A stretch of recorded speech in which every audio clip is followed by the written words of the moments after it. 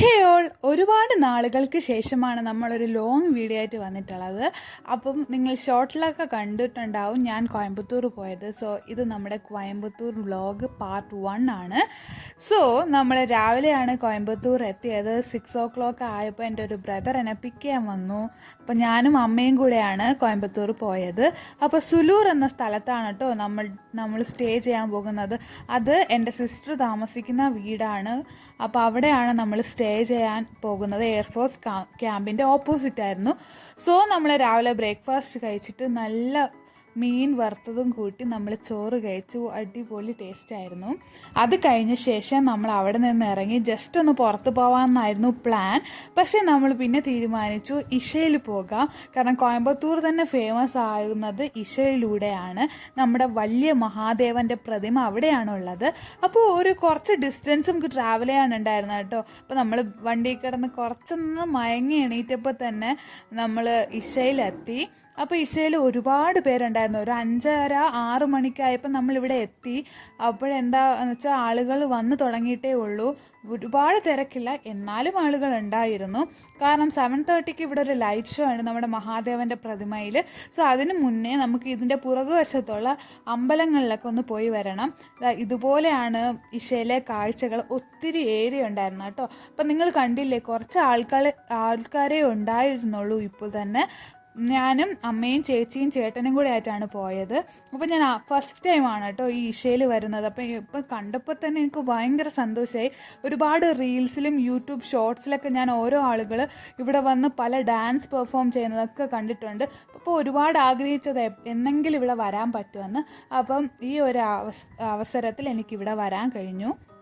അപ്പം നമ്മളീ പോകുമ്പോൾ നമ്മൾ ഈ ചുറ്റിന് മഹാദേവൻ്റെ പ്രതിമയിൽ നടന്ന് കണ്ടു. ഒറിജിനൽ രുദ്രാക്ഷം വച്ച് ഒരുപാട് കോർത്താണ് ആ വലിയ മഹാദേവൻ്റെ മാല തന്നെ ഉണ്ടാക്കിയത്.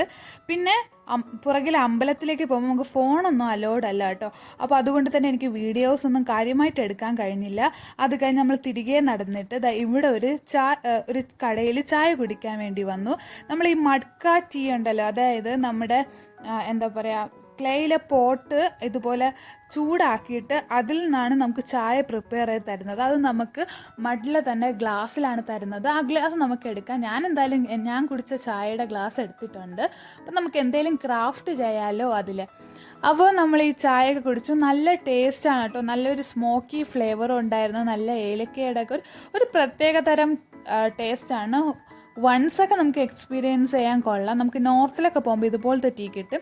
അത് കഴിഞ്ഞ് തിരിച്ചു വന്നപ്പോൾ ഇതുപോലെ നമ്മൾ നിലത്തിരിക്കണം. അപ്പോൾ മഹാദേവൻ്റെ പ്രതിമയിൽ നമുക്ക് ലേസർ ബീം യൂസ് ചെയ്തിട്ട് ഇതുപോലെ ഒരു ഷോ കാണാം. ഏകദേശം 10 മിനിറ്റ് ഉണ്ടായിരുന്നു. 10 മിനിറ്റ് നമുക്ക് കൂടുതൽ വീഡിയോസൊന്നും എടുക്കാൻ പറ്റില്ല. കാരണം വീഡിയോസ് എടുക്കുമ്പോൾ നമുക്ക് ആ ഒരു കാഴ്ച നഷ്ടപ്പെടും. അത് കഴിഞ്ഞ ശേഷം അവിടെ നിന്ന് തൊട്ടടുത്തൊരു അമ്പലത്തിൽ കയറി. ഈ എവിടുത്തെ അമ്പലങ്ങളൊക്കെ ഇതുപോലെ നോർത്ത് ഇന്ത്യൻ സ്റ്റൈലിൽ കൽമണ്ഡപം പോലെയാണ് എന്താ പറയുക പണിതൊക്കെ വച്ചിരിക്കുന്നത്. അവിടെയൊക്കെ നമുക്ക് ഫോട്ടോസൊക്കെ എടുക്കാം കേട്ടോ. അപ്പം നമ്മൾ അത്യാവശ്യം ഫോട്ടോസൊക്കെ എടുത്തു. അത് കഴിഞ്ഞ ശേഷം അവിടെ നിന്ന് നമ്മൾ ഇറങ്ങി.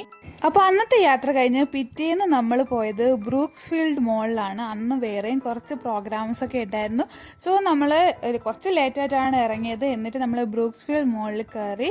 അപ്പോൾ ഞാൻ ഇവിടെ വന്നിട്ട് ആദ്യമായിട്ടാണ് മോളിൽ പോകുന്നത്. അപ്പം എനിക്ക് പ്രത്യേകിച്ചൊന്നും തോന്നിയില്ല. ഒരുപാട് വലിയൊരു മോളാണ്. ഈ ഒരു ഏരിയയിലെ വലിയൊരു മോള് തന്നെയാണ് ഇത്. അപ്പം നമ്മുടെ ലുലുവിൻ്റെ അത്രയൊന്നും വരത്തില്ല, പക്ഷേ ഓൾമോസ്റ്റ് സിമിലർ ആണ് കേട്ടോ. നമ്മുടെ ലുലുവിലുള്ള പോലത്തെ അതേ ഷോപ്സാണ് ഇവിടെയും ഉള്ളത്. അതുപോലെ തന്നെ ഒരുപാട് നമ്മൾ എന്താ പറയുക വെസ്റ്റ് സൈഡിലായാലും സ്റ്റുഡിയോയിലൊക്കെ ഒന്ന് കയറി നോക്കി. ഇവിടെ അൺലിമിറ്റഡ് എന്നൊരു ഷോപ്പുണ്ട്. സോ അവിടെ അത്യാവശ്യം നല്ല കളക്ഷൻസ് ഡ്രസ്സസൊക്കെ ഉണ്ട് കേട്ടോ. അപ്പം നമ്മൾ ഒരുപാട് നേരം കളക്ഷൻസൊക്കെ ഒന്ന് ജസ്റ്റ് നോക്കി കുറച്ച് ഡ്രസ്സും പർച്ചേസ് ചെയ്തു. അത് കഴിഞ്ഞ് നമുക്ക് അവിടെ നിന്ന് ഇറങ്ങി. അവിടെ ഒരുപാട് ആക്സസറീസും മേക്കപ്പിൻ്റെ തിങ്സൊക്കെ ഉണ്ട് കേട്ടോ. അപ്പോൾ നമുക്ക് ഇങ്ങനെ വെറുതെ ടൈം പാസിന് നടക്കാൻ വേണ്ടി നമ്മുടെ ലുലു പോലത്തെയൊക്കെ ഉള്ള ഷോപ്സ് തന്നെയാണ് ഇവിടെയും ഉള്ളത്. അപ്പോൾ എനിക്ക് പ്രത്യേകിച്ച് ഒന്നുമേ തോന്നിയില്ല. കുറച്ചും കൂടെ പഴയൊരു മോളാണ് കേട്ടോ. ഒരുപാട് കാലമായിട്ട് ഇവിടെ ഉള്ള മോളാണ്, പുതിയൊരു മോളല്ല. പിന്നെ നമ്മൾ ഇവിടെ വന്ന് ബർഗർ കിങ്ങിൻ്റെ ഒരു ചെറിയ ലോഞ്ചിൽ നിന്ന് നമ്മൾ മാംഗോ സൺഡേ കഴിച്ചു. അപ്പോൾ മാംഗോ സൺഡേ ഒരു ഓക്കെ ആയിരുന്നു. അത്ര വലിയ ടേസ്റ്റ് ആയിട്ടൊന്നും പറയാൻ പറ്റില്ല. പക്ഷെ നമ്മുടെ ഐസ്ക്രീമിന് ഒരു ഡിഫറെൻറ്റ് ടേസ്റ്റ് ആയിരുന്നു. അത് കഴിഞ്ഞ് ഇവിടെ എന്തോ പ്ലേ ഏരിയ ഒക്കെ ഉണ്ടായിരുന്നു കുട്ടികൾക്കുള്ളത്. അപ്പം നമ്മൾ വെറുതെ അതിനുള്ളിൽ കൂടെ കയറി നടന്നു കേട്ടോ. സോ ഇവിടെ ഒരുപാട് പ്ലേ ഓപ്ഷൻസ് ഉണ്ട്. നമ്മുടെ ഫണ്ടൂറ അതുപോലത്തെയൊക്കെ തന്നെയാണ് ഇവിടെ ഉള്ളത്. ഒരുപാട് കുട്ടികളൊക്കെയാണ് കൂടുതലും ഇവിടെയാണ്. കുറച്ചും കൂടെ അഡൾട്ട് ആയിട്ടുള്ളവർക്ക് ഇവിടെ എന്താ പറയുക അത്രയ്ക്കുള്ള പ്ലേ ഏരിയാസ് ഒന്നും ഇല്ല. കുഞ്ഞു കുട്ടികൾക്ക് പറ്റുന്ന ഒരുപാട് എന്താ പറയുക ഗെയിംസ് ഒക്കെ ഇവിടെ ഉണ്ട്.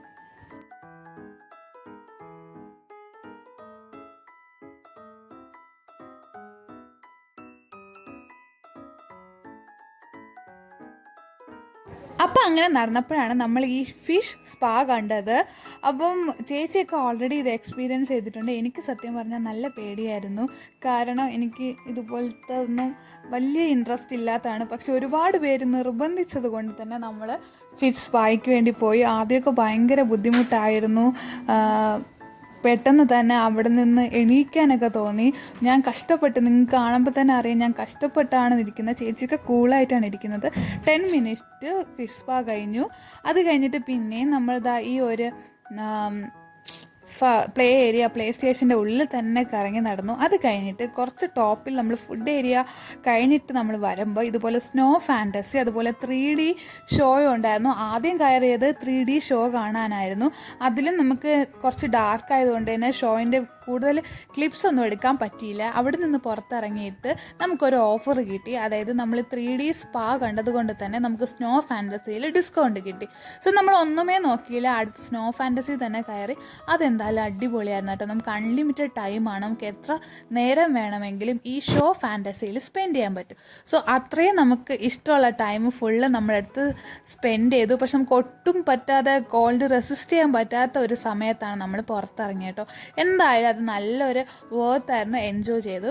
അത് കഴിഞ്ഞ് നേരെ പോയത് ഹോം സെൻറ്ററിലാണ്. അപ്പോൾ ഞാൻ ഓൾറെഡി നമ്മുടെ കൊച്ചിയിലുള്ള ഫോറോ മാളിലുള്ള ഹോം സെൻറ്ററിൽ കയറിയിട്ടുണ്ട്. കുറച്ച് എക്സ്പെൻസീവാണ് തിങ്സൊക്കെ, പക്ഷെ നല്ല ക്വാളിറ്റിയാണ്. അപ്പോൾ ഞാൻ എപ്പോഴും വന്നിട്ട് ലാൻറ്റേണിൻ്റെ സൈഡിലാണ് പോകുന്നത്. പക്ഷെ ഞാൻ ഒന്നും മേടിക്കില്ല. കാരണം എനിക്കൊരു പ്രശ്നമുണ്ട്. ഞാൻ എപ്പോഴും സാധനങ്ങൾ മേടിക്കുമ്പം ഓൺലൈൻ പേജസിൻ്റെ റേറ്റുമായിട്ട് കമ്പയർ ചെയ്യും.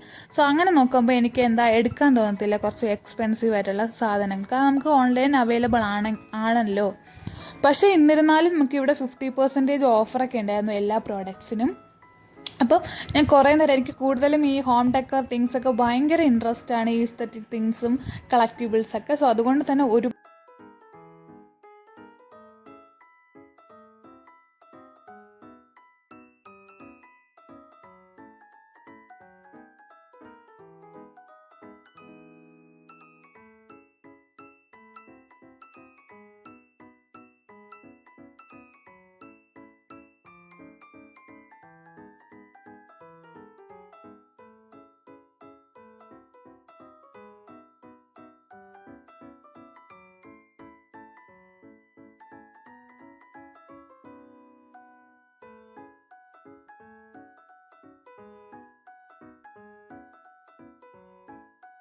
പിന്നെ നമ്മൾ ഹോം സെൻറ്ററിൽ നിന്ന് ഇറങ്ങി ഫുഡ് കോർട്ടിൽ പോയിട്ട് ഫുഡ് കഴിച്ചിട്ട് അന്ന് അവിടെ നിന്ന് ഇറങ്ങി. പിന്നെ നമ്മൾ തിരിച്ചു പോയി ഒരു ഈവനിങ്, അപ്പോഴത്തേക്കും ഈവനിങ് ഒക്കെ ആയി കേട്ടോ. ഒരു 7 o'clock, ഒരു 6:37 ആ റേഞ്ചിലായി. പക്ഷെ നമ്മൾ തിരിച്ച് വീട്ടിലേക്ക് റൂമിലോട്ട് പോകാമെന്ന് കരുതി. പിന്നീടാണ് വിചാരിച്ചത്, നമ്മുടെ റൂമിൻ്റെ തൊട്ടടുത്തായിട്ട് ഡിമാർട്ട് ഉണ്ട്. നമ്മൾ ബാംഗ്ലൂരൊക്കെ ഡിമാർട്ടിൽ പോയിട്ടുണ്ട്, പക്ഷേ ഇവിടുത്തെ കോയമ്പത്തൂരിൻ്റെ ഡിമാർട്ടിൽ ഫസ്റ്റ് ടൈമാണ്. സോ ഡിമാർട്ടിലെ പ്രത്യേകത എന്ന് പറഞ്ഞാൽ നമുക്ക് നല്ല സെല്ലിംഗ് പ്രൈസിലാണ് എല്ലാ പ്രോഡക്ട്സും കിട്ടുന്നത്. A to Z തിങ്സ് കിട്ടും. ഇപ്പോൾ ഒരുപാട് പേര് അവരുടെ മന്ത് ബിഗിനിങ്ങിൽ അവരുടെ സാധനങ്ങളൊക്കെ പർച്ചേസ് ചെയ്യാൻ വരുന്നത് ഇവിടെ തന്നെയാണ്. എല്ലാ ദിവസവും ഓഫറും ആണ് ഇവിടെ കിട്ടുക എന്നാണ് കേട്ടിട്ടുള്ളത്. തിരിച്ച് വീട്ടിൽ പോയി നമ്മൾ കുറച്ച് ഹോം മെയ്ഡ് ഗുലാബ് ജാമൊക്കെ ഉണ്ടാക്കി. അപ്പോൾ അത്രയുള്ള ഇന്നത്തെ വീഡിയോ. പുതിയ വീഡിയോ